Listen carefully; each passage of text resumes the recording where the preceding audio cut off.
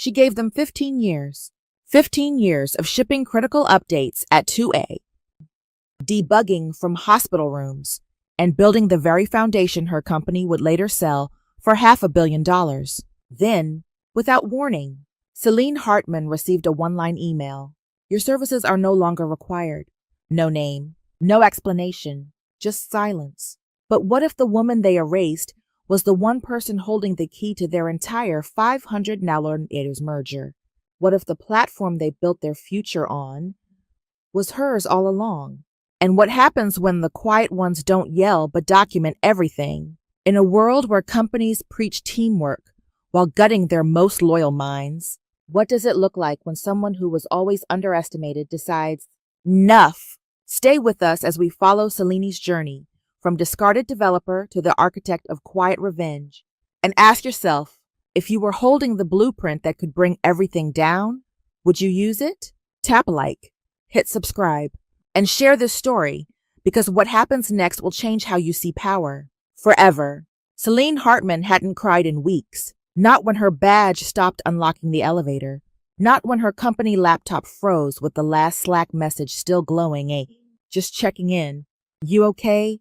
Not even when she stood in the parking lot of LambdaCore, holding a cardboard box and pretending her dignity wasn't slipping between the sticky note stacks and USB chargers inside it. But this email, this hollow line, center-aligned, devoid of punctuation or personhood, your services are no longer required. That one sentence hit harder than all the other humiliations combined. There was no name, no explanation, no goodbye, not even a dear Selene. 15 years of code, patents, weekends sacrificed to product launches. And this was how it ended. She stared at the screen, then let the laptop lid fall shut with a soft click. She didn't scream, didn't sob. She just sat there, motionless, letting the silence spill over the edges of her small living room. It was 12 p.m. The sunlight filtering through the blinds was already heavy with the late summer heat, slanting across a room that hadn't seen a vacuum in days. Selene sat cross-legged on the couch in an old MIT sweatshirt and pilled gray joggers. Her coffee had gone cold. Again, the air conditioner droned like it was mourning something. A cracked ceramic measuring cup sat on the coffee table, half full of dry Cheerios. She hadn't eaten a proper meal in 2 days. Fennel, her elderly orange tabby, was curled in an Amazon box beside the TV, blissfully unaware his human's career had just vanished with less ceremony than a bounced calendar invite. She tried to check her email again. Nothing. Still that line. No follow-up. No apology. Just the ghost of a career. Gone like smoke in a data center outage. Selene had once been called indispensable. She'd mapped entire stack structures by hand. She'd written the adaptive routing layer the company still bragged about in pitch decks. But ever since the leadership shift, ever since Kerr took over, and the acquisition with Archeva Systems became the North Star, people like her had quietly become disposable, or worse, invisible. Her phone buzzed. Not a call, just a text. Luis Navedo, the back-end dev she used to pair with. Smart, loyal, the kind who still left comments like, "I'm sorry for this function's name. It was late and I was caffeinated. You didn't hear this from me. But the merger stalled. Legal's freaking, something's wrong with the IP. They said your name." Her name. She read it again. A strange chill ran across her shoulders. Despite the heat, she pulled her laptop back onto her lap, the personal one. A battered old ThinkPad missing 3 keys. The trackpad squeaked when she touched it. The headline on TechCore Update blinked into focus. $500 merger on IceCore architecture dispute rocks LambdaCore deal. Her stomach turned over. She read the subtext. Sources close to the deal cite unexpected issues with primary architecture ownership as reason for pause. Primary architecture ownership. Her pulse quickened. Selene had written that base platform 4 years ago, back when the company still treated engineers as more than human capital. Back when the cafeteria still had real fruit and not just brand marketing about wellness. She remembered it vividly. The week her mother's cancer came back, she spent her days in a hospital chair, sketching data maps on a takeout napkin, while on Zoom calls where no one noticed her voice cracking. She remembered coding the core memory modulation module by herself. No pair programming. No collaboration. It was hers, but she'd been told it was company property the second she wrote it. So why was her name being said? Her hands moved faster than her thoughts. She rummaged through her junk drawer, found the old external drive. It still had the yellow sticker Frank had scribbled. Plan B. In case the sharks come. She plugged it into the ThinkPad. The system wheezed like an old man standing up too fast. Then loaded. There it was. An archived mirror of LambdaCore's legacy architecture. Pre-scrub? She opened the load distribution module, line by line.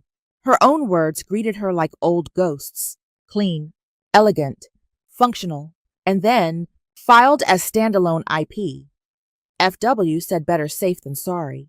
She stopped breathing. FW, Frank Wilder. Her mentor, the man who told her once, over whiskey and Vietnamese takeout, they'll never credit you, Selene. So build a parachute, even if you don't plan to jump. He was paranoid, but he was brilliant. He'd vanished after a strategic departure. The same quarter, they rewrote the employee IP agreement. Her phone buzzed again. Luis, legal scanning. Commits from 5 years ago. Did you file anything separately? Selene stared at the blinking cursor on the screen, then back to the message embedded in the code. Back to the comment Frank had quietly slipped in like a whisper. And finally, back to her own name-tired eyes. Unslept face reflected in the ThinkPad screen. She remembered now. The form he had handed her. The warning. The joke he made about vultures and golden parachutes. She had filed something, not through LambdaCore, not with their name on it. And maybe, just maybe, they were finding out too late. Selene didn't sleep that night. She didn't even try. The apartment stayed dark, except for the glow of her monitor and the blinking router lights that blinked like anxious heartbeats. Fennel snored in his cardboard box, occasionally twitching his paws. Outside, a single street lamp flickered like it, too, wasn't sure it wanted to stay on. Selene was tunneling backward through commits, through version history, through archived Sprint folders no one even remembered existed. Every click was a memory, a meeting that could have been an email, a bug logged during a panic attack, a deployment pushed while her mother lay unconscious in a hospital room. 15 years of digital breadcrumbs, and she was following them not because she wanted revenge, but because something inside her refused to stay erased. The file was there, tucked in an old directory labeled FW Proto or Alt Logic. She opened the source code. It was hers, all hers. She could tell by the way the logic flowed like thought. Frank had always said her code read like language, simple, elegant, never showing off. She scrolled. A note popped up in the header, hidden in a block comment with no tag. Inventor. See, Hartman filed independent of corporate submission. See doc ref. Aus Chef or 2 B. She froze. The number, it matched the patent number from the article. She hadn't dreamed it. She wasn't misremembering. She had filed something 5 years ago. But how? She remembered the form now. Frank sliding it across her desk one Friday. Mid-afternoon. The smell of takeout sushi lingering in the air. File this, he'd said flatly. Under your name. Not theirs. She'd laughed. Nervously. I'm a staff engineer. Frank, they paid for the Sprint. Legal will have a stroke if I file solo. Frank had shrugged. They're too busy naming conference rooms after inspirational nouns to notice. Just do it. He wasn't wrong. That same week, LambdaCore renamed their database room Empathy.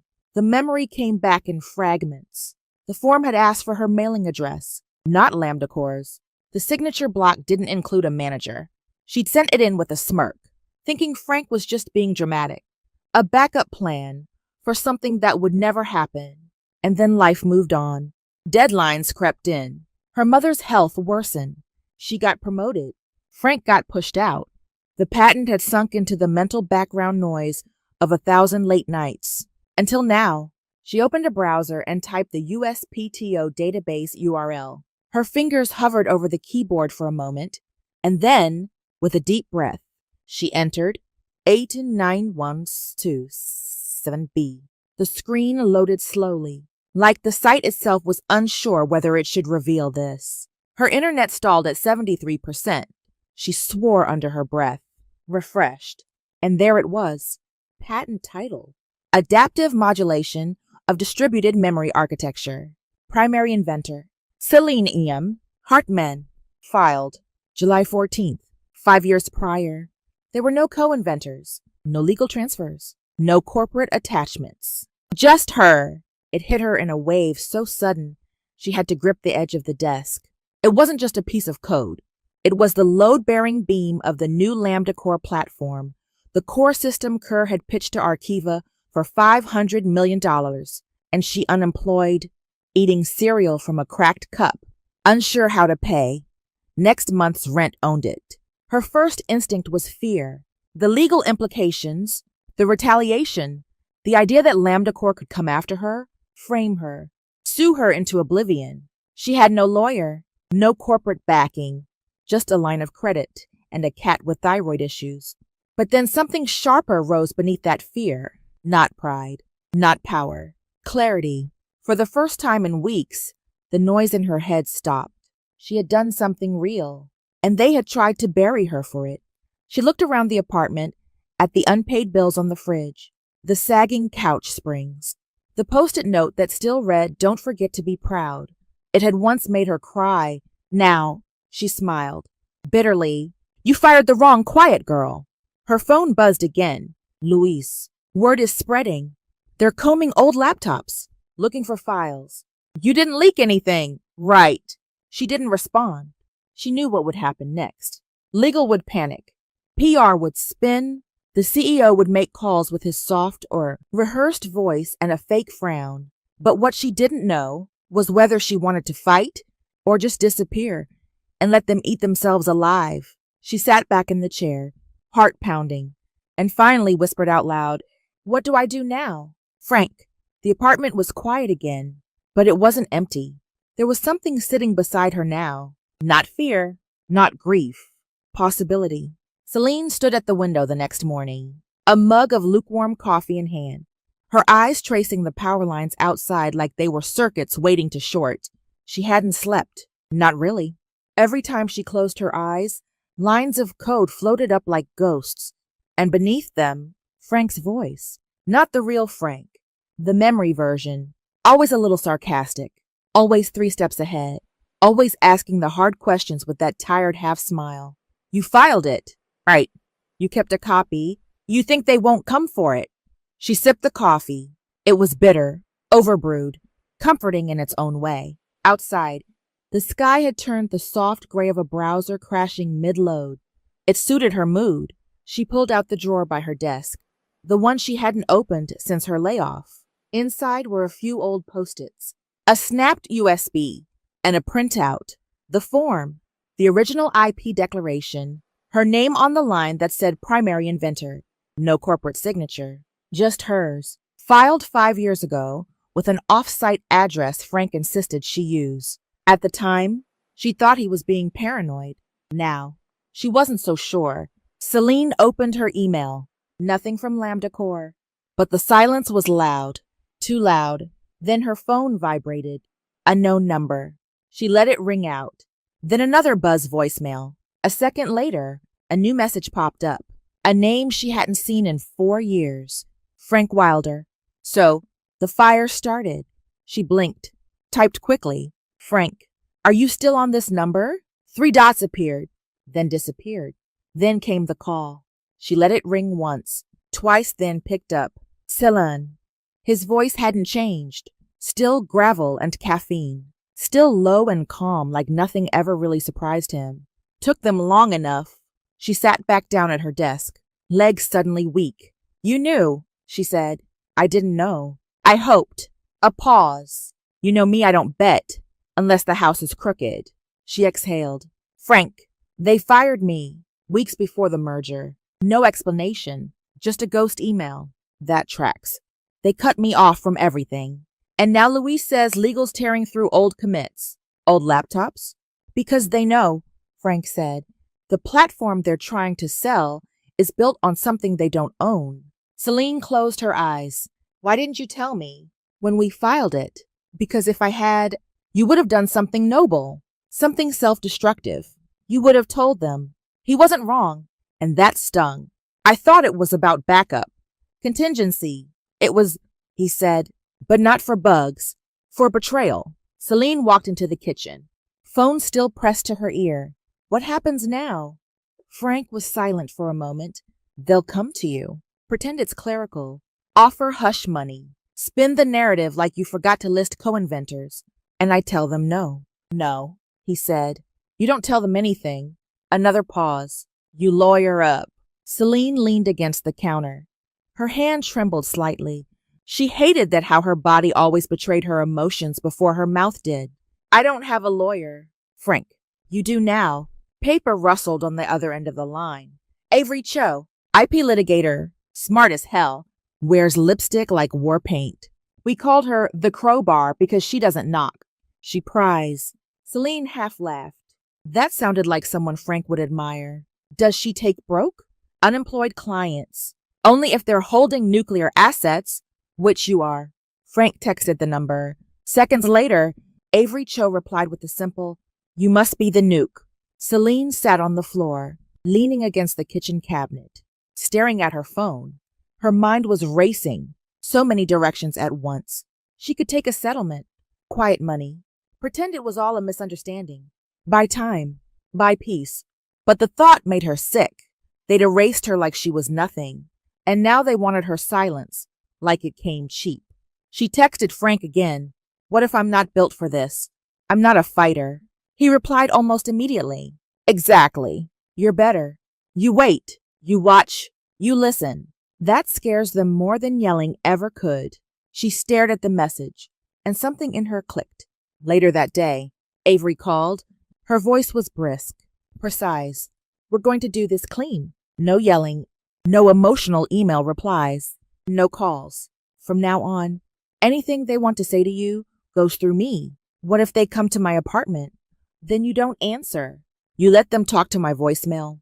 It has a bark. Selene almost smiled. What's the plan? We wait. We file a limited cease and desist. Then we let the buyer's archiva, right? Know you're the sole rights holder. Once they understand you're the gatekeeper and not LambdaCore, they'll call. And if they don't, then we remind them what happens when you build a kingdom on stolen land.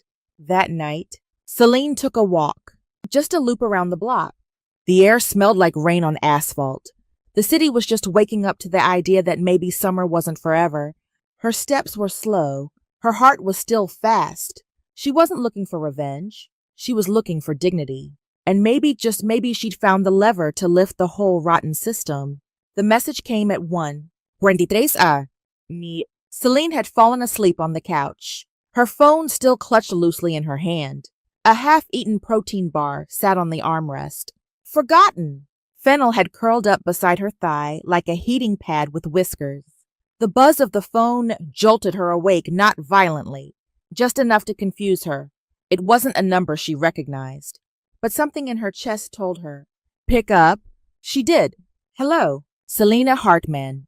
Yes. Who's this? This is Trevor Kerr. She sat upright. Her mouth went dry. Trevor Kerr, CEO of LambdaCore, the man who'd walked past her in the hallway 100 times without learning her name. I know it's late, he said. Sorry about the hour. I just thought it was important we connect directly. The smoothness of his voice made her skin prickle. It was the kind of tone you used when you'd rehearsed every word before dialing, like you were trying to sell sincerity by the ounce. I really hated how things ended with your departure, he continued. Definitely not how I wanted it to go. Selene didn't respond. He kept going. Anyway, funny thing, we've been doing some cleanup on the IP side. You know, just standard due diligence with Archiva. And, well, it seems there's a clerical hiccup involving an old patent. One of your earlier projects. A pause. You remember the load balancer stuff, right? The platform scaling code. She closed her eyes. She could see it. Every line, every test, every sleepless night it had cost her. I do. Yeah. So, looks like the patent filing didn't include the full team. Just you. Actually, Probably just a slip during submission. These things happen, especially back in the early days. But we'd love to get that cleaned up. She let the silence grow. Selene, he prompted, with a forced chuckle. That's strange, she said evenly. Because I remember signing that submission, and I remember Frank Wilder telling me not to include anyone else. There was a brief pause, just long enough for her to hear the shift in his breathing. Well, that's one interpretation. But from our side, we're looking to resolve this quickly and cleanly. I'm prepared to offer a generous severance enhancement. Retroactive, of course. Plus, a new consulting agreement, if that's of interest. Discreet, flexible, no titles, no office, no public trace, she said flatly. Exactly. Win-win, right? Selene stood up, walking slowly toward the kitchen window. The city was still, dark, not asleep, just holding its breath. Trevor, she said, her voice calm as a still lake, this call is being recorded for legal documentation. From this point on, do not contact me directly again. Wait, Selene. Hang on. Any future communication will go through my counsel. Avery Cho. A beat. We'll be in touch with terms. Good luck with the merger. She ended the call. Her hands trembled as she set the phone down. Not from fear. From clarity, she wasn't screaming. She wasn't shaking. She was just done. This wasn't about a job anymore. This was about consent, ownership, recognition. The things they never give you unless you demand them loudly or strategically. And Selene had always preferred quiet precision. The phone buzzed again. A text, not from Trevor, from Avery. He called. Selene responded.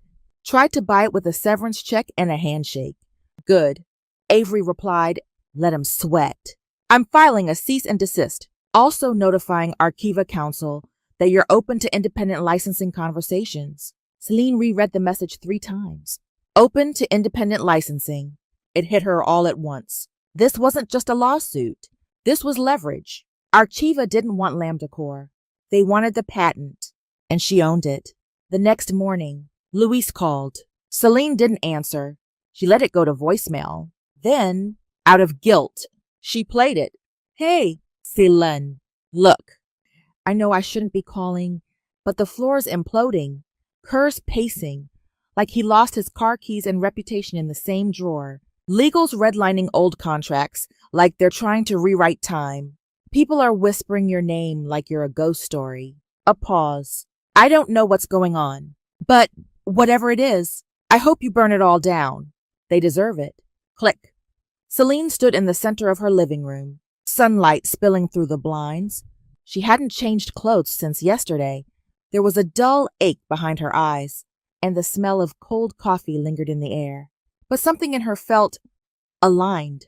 She walked over to her bookshelf, pulled down a single hardcover notebook. On the first page, she wrote, Game plan. Do not flinch, then underlined it. Her phone buzzed again. Not a call. A calendar invite from Avery. Private licensing call with Archiva Friday 10 a.m. No LambdaCore present. Selene stared at the notification. Then she looked at Fennel, still sleeping soundly in his box, oblivious to the world on fire. It's happening, she whispered, and for the first time in months, her voice didn't crack when she said it. By Thursday, the silence from LambdaCore had shifted from ominous to theatrical. No emails, no legal threats, no misunderstood clerical errors, just silence dense and deliberate, like they were waiting to see who blinked first. Selene didn't blink. Instead, she followed Avery's instructions to the letter. She didn't reply to Trevor's second email. She ignored the courier envelope that arrived at her door with confidential stamped across it like a threat-wearing lipstick. She logged each contact attempt. She screenshotted everything. Her notebook, once filled with system architecture sketches, now held neat columns labeled Dart, Contact Type, Response, None. By midday, a message from Avery landed in her inbox. Subject, Update. Cease and desist officially filed. LambdaCore's legal counsel acknowledged receipt. No formal rebuttal yet. Silence, sweating. Selene read the email twice, then leaned back in her chair. She didn't feel triumphant. She felt alert, like a deer in the woods that's just realized the hunters dropped their rifles. That evening, her doorbell rang. She looked through the peephole and sighed. Courier again. Same guy. Same expression, tired. Mildly apologetic, like he was just here to deliver the fallout, not create it. Need a signature. She opened the door, took the manila envelope, and scribbled something illegible. They've been sending these all week, the courier muttered. Yeah, she replied, and I've been not opening them all week. But she opened this one. Curiosity got the better of her. Inside, a beautifully worded hostage note disguised as legalese. 3 printed pages. Lignes de poinçon, letterhead embossed in silver. As a former employee of LambdaCore, Ms. Hartman may be in possession of proprietary development artifacts, including, but not limited to, platform designs, source code libraries, and associated confidential material. We respectfully request verification of all assets in her possession and immediate cooperation with internal audit procedures. She scoffed. They were phishing, the kind of letter you send when you want someone to panic and call their lawyer in a frenzy. She didn't call Avery. She emailed her a photo of the letter with the subject, another tantrum in Times New Roman. Avery's response came minutes later. If they were serious, this would have come from outside counsel, not Rhonda from HR in a legal letterhead costume. By Friday morning, Selene had taken to walking the perimeter of her apartment every hour like a general checking defenses. The call with Archiva's legal team was scheduled for 10 or near. She made coffee, but couldn't drink it. Had to toast, but couldn't taste it. Her reflection in the microwave door looked sharp, not exhausted ready. At 9, East pointing 2. Her phone buzzed. Luis again. She hesitated, then answered. Hey, Selene. His voice was hushed, like he was hiding in a storage closet. I know I shouldn't be calling, but Kerr just asked if someone with a personal connection could reach out. Float the idea of, resolving things quietly. She laughed. It wasn't joyful. He's using you as a peace offering. He said maybe you'd feel better if it came from a friend. Selene sat on the edge of the couch, her hand curled around the armrest. Luis, you're not a peace offering. You're a pawn. Silence. He doesn't care what I feel. He cares what he's losing. Luis sighed. I figured. I didn't want to ghost you. Thank you. That matters more than you know. She ended the call, her stomach twisting, not from guilt, but grief, because part of her had once believed they were all in it together, that shared deadlines and Red Bull at 3 meant something. But now she saw the truth. Some people were friends, others were just co-workers, and some were just shadows pretending to be both. At 10:00 sharp, the licensing call began. Selene sat in her small apartment with her clunky ThinkPad and an aging Tabby asleep on her keyboard. Across from her, on screen, Avery sat in a sharply tailored blazer, unbothered. Beside her, Yumi Tal, General Counsel for Archiva. Yumi spoke first. Ms. Hartman, thank you for meeting with us. I understand you're the sole inventor of Patent 8-9214277B. I am. And that you are currently unaffiliated with LambdaCore. Correct. Avery added, my client is open to direct licensing of the platform architecture. No involvement from LambdaCore. Terms to be discussed. Pending exclusivity. Yumi nodded. We'd like to begin negotiations immediately. Internally, Archiva has restructured its acquisition targets. Our interest is in the technology, not the turbulence. Selene tilted her head slightly. So you're done pretending LambdaCore owns what it doesn't. Yumi smiled. We prefer clarity. After the call ended, Selene didn't move. She just sat there. For a long moment, she felt suspended like a diver, just breaking the surface after a long descent. Her phone buzzed one more time. Text from Avery. You did well. They're moving. Expect a formal offer within days. And LambdaCore, Selene typed back. Let them sweat. The conference room was everything Selene remembered from her days at LambdaCore. Cold lighting, glass walls, a carafe of coffee no one drank, and chairs that tried too hard to look modern. But this time, she wasn't there as an employee. She wasn't there to take notes or explain someone else's vision. She was the reason the room existed today. Avery Cho sat beside her, composed, calm, the kind of calm that unnerves men like Trevor Kerr. Across the table, Trevor arrived last, flanked by two attorneys in identical navy suits that screamed retainer hours. He smiled like it hurt to do it. Selene, he said, like her name was a foreign word. Glad we could all get in the same room. Let's settle this like professionals. She said nothing. She opened her leather folder, slid a pen into place. Avery nodded slightly. We hold the silence now. One of Trevor's lawyers leaned forward. To clarify, we're here today to resolve an ownership discrepancy involving patent 8.942.777B, filed 5 years ago. Our position, Avery cut in, smooth and sharp, is irrelevant. Ownership is not in dispute. The USPTO recognizes Missy Hartman as sole inventor and filer. We're not here to dispute. We're here because your client is out of options. Trevor tried to chuckle. Look, I think we all agree mistakes were made on both sides. Selene was part of a team. She contributed to, I didn't contribute, Selene said quietly. I built it. The room froze. She didn't raise her voice. She didn't have to. I wrote the architecture. Alone. While I was watching my mother die in a hospital bed. While your leadership team argued over what to name the dashboard widgets. Trevor opened his mouth. She held up a hand. You sent me an email saying my services were no longer required. No call. No exit interview. Not even a typed signature. She leaned forward just enough to make her presence known. And now you're here to ask me to rewrite history for you. He shifted in his seat. The second lawyer slid a document forward. This agreement would assign the patent rights to LambdaCores in exchange for retroactive compensation and a consultant title. Selene picked it up, flipped through it like she was scanning a takeout menu, then set it down. I've eaten ramen. I respected more than this offer. Avery almost smiled. Let's be clear, she said.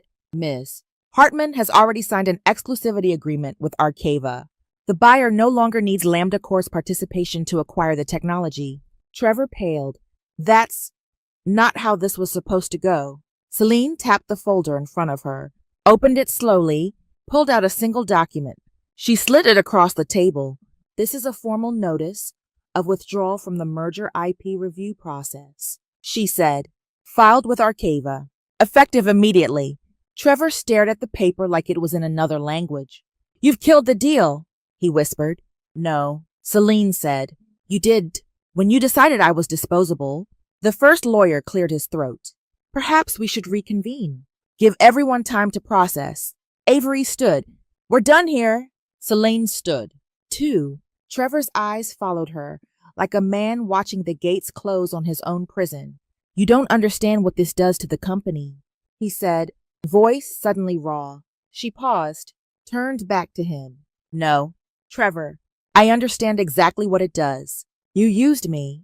You discarded me. And now, I'm the firewall between you and the disaster you built. They walked out. No one followed. The silence in that room was louder than any slammed door. Outside, the hallway felt brighter. Or maybe it was just her. Selene exhaled slowly, like she'd been holding the breath for 5 years. Avery glanced sideways at her. You good? Selene smiled faintly. Better than I expected. You held the line. It was never about revenge. She said, no, it was about recognition. Avery replied, and you just got it, whether he admits it or not. They reached the elevator. What happens now? Selene asked. Now. Avery shrugged. Now we talk numbers. Later that night, back in her apartment, Selene sat at her kitchen table. No champagne, no music, no victory lap. Just her, a cup of mint tea, and Fennel snoring softly on the windowsill. She looked around. Same creaky chairs, same unpaid utility bill magneted to the fridge. But something had shifted.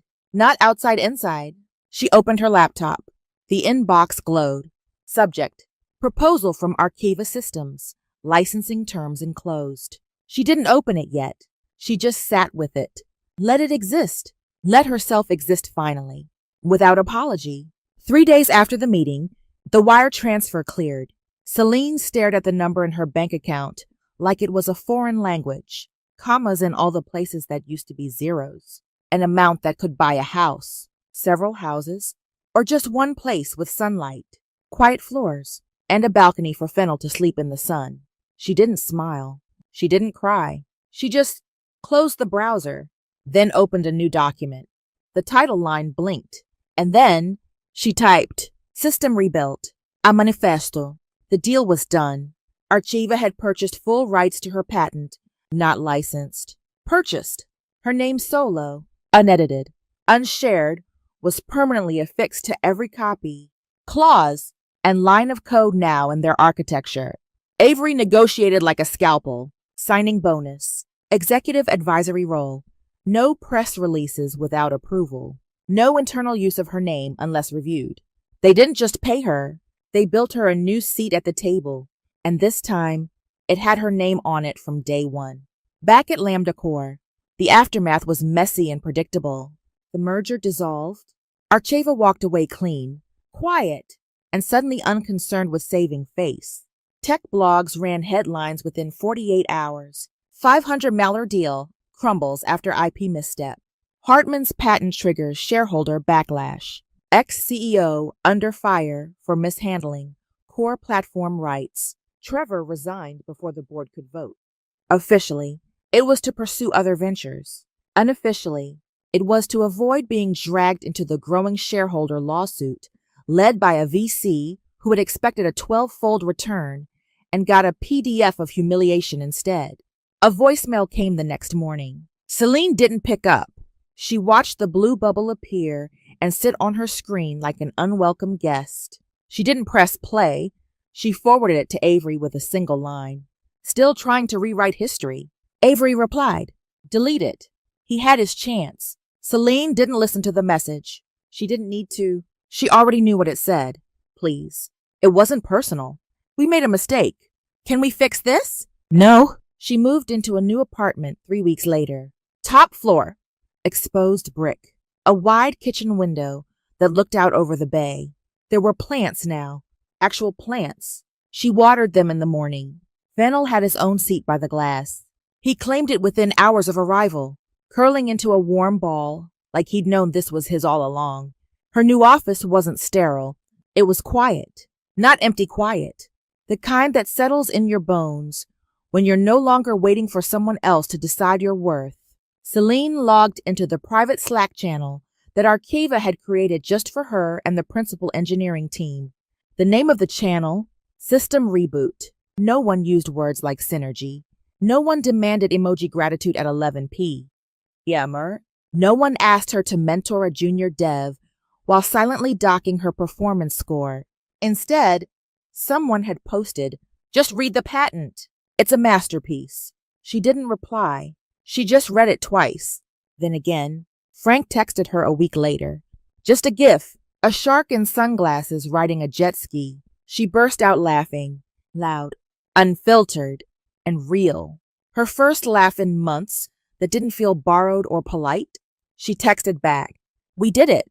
He replied, "Told you. Welcome to the food chain." Selene kept the notebook, the one with the game plan scrawled on the front page. Do not flinch. She didn't write in it anymore, but she kept it on her desk as a reminder, not of what they took, but of what she chose not to give away. One morning, while sipping her coffee by the window, Selene watched the sunrise and whispered to herself, "You weren't falling. You were flying." She didn't need the world to clap. She didn't need a parade. She had her name, her work, her worth, and that was enough. They erased her name, dismissed her voice, and tried to sell the very thing she built without ever saying thank you. But Selene Hartman didn't raise her voice. She raised her standard. In a world where quiet women are overlooked, where power is hoarded behind glass walls and polite email signatures, Selene didn't fight back with fury. She fought back with facts, with foresight, and with dignity. She didn't destroy them out of spite. She simply reminded them, you can't steal what was never yours to begin with. Her story is a tribute to everyone who's been dismissed, silenced, or told they were just support. It's proof that quiet doesn't mean powerless, and that sometimes the softest voices write the loudest endings. So if you've ever been underestimated, if you've ever built something in the shadows and watched someone else claim the spotlight, we see you, and your time is coming too. If this story moved you, please like, share, and subscribe to our channel. There are more voices to hear, more truths to tell, and we're just getting started.